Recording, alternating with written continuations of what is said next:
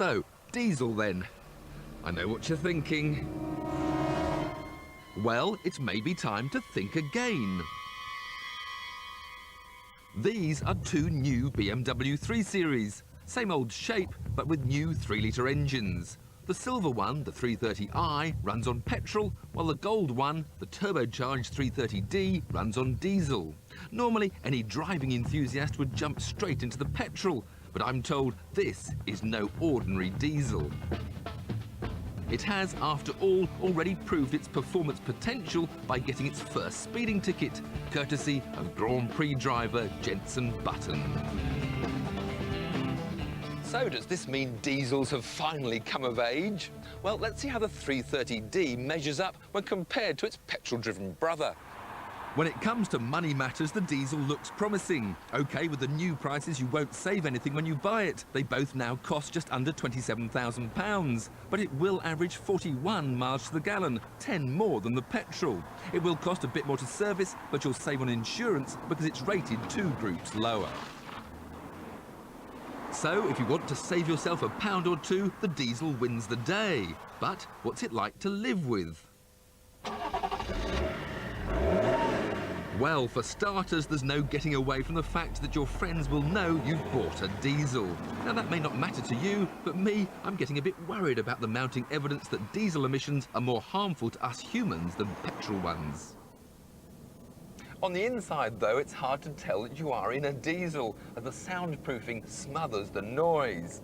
But once that rev counter needle hits 4,800, the game's up. Once you've got used to changing up early, you've got to get used to making the most of the extra torque the turbo diesel produces. More, in fact, than a Ferrari 360 Modena. On the minus side, there is noticeable turbo lag at lower revs, and all that extra torque only really offers any advantage to the lazy motorway driver who can't be bothered to change down. The diesel also gives away 50 horsepower to its petrol-powered brother, but it's basically the same car underneath and steers, brakes and handles just as well.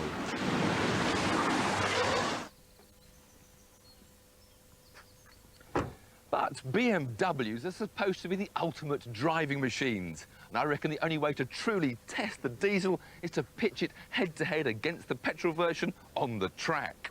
And who better to drive the 330i than the BMW Williams Formula 1 superstar, Jenson Button.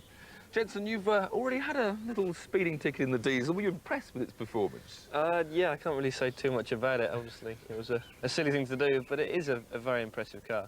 You've used it quite a bit. For a diesel, the speed you can get up to in it, I think it's a great motorway car. I don't know about a town car, but it's good. So your Formula 1 season's been fantastic. I mean, have you almost been surprised how easy you found it?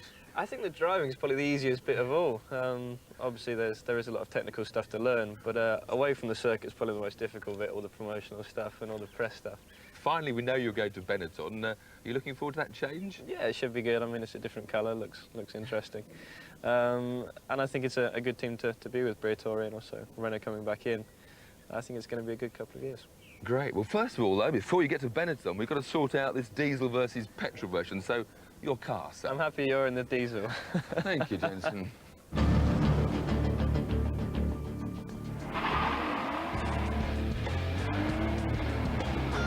Oh, no!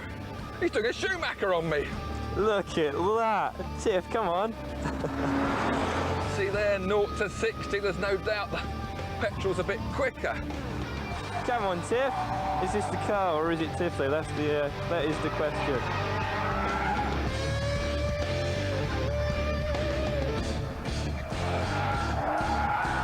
Two sideways, one way, and the other. He's kicking stones and bullets at me now. It may have got a lot of torque, but it's power that counts when you're using the revs on a racetrack.